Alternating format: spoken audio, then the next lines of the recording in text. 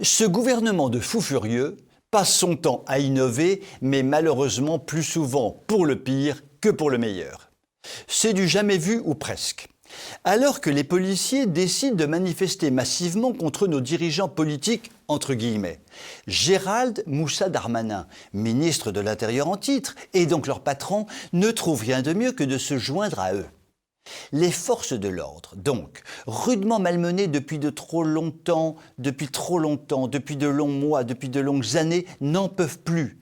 Jouer du pouvoir, elles doivent assumer des ordres iniques sans avoir ni la reconnaissance du peuple, ni le soutien de leur hiérarchie. Elles reçoivent l'injonction de taper sur les gilets jaunes, de verbaliser pour non-port du masque, de traquer les automobilistes dont l'heure du ticket de stationnement est dépassée de 12,5 secondes et qui, en retour, servent de cible à une racaille très majoritairement immigrée qui ne recule devant rien et les conduit à l'hôpital ou à la morgue par tous les moyens, le couteau, le feu, les balles ou les voitures écrasent tout. Dans ces conditions, il est donc bien naturel que les forces de l'ordre sortent elles aussi de leur devoir de réserve pour réclamer le plus élémentaire des droits, le droit à la sécurité de leur personne, le respect de leurs fonctions et de leur uniforme, et le droit à la vie, tout simplement. Mais qui sont les responsables de la tourmente dramatique dans laquelle elles sont emportées?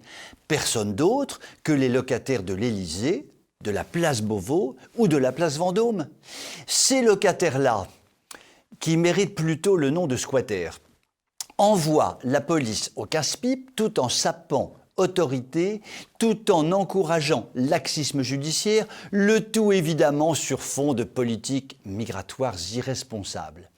Malheureusement, aux pleurs, au désespoir, aux tristesses infinies, nos manifestants policiers n'ont pas évoqué la calamiteuse politique migratoire menée par nos gouvernants, entre guillemets. Il fallait éviter les sujets qui fâchent.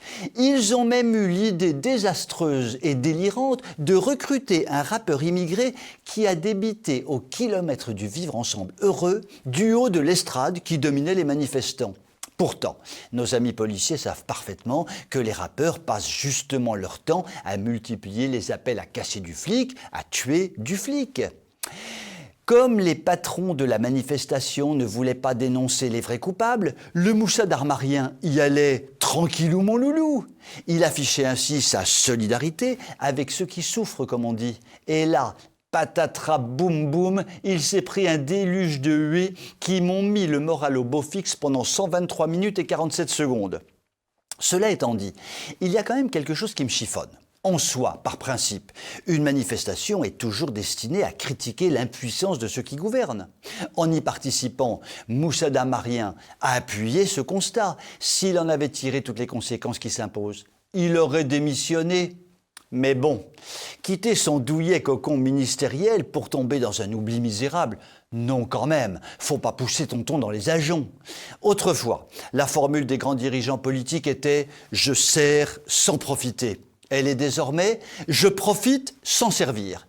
Conclusion, nos dirigeants politiques ne servent à rien, vivement qu'ils débarrassent le plancher. Je vous souhaite une très bonne soirée et je vous dis à demain.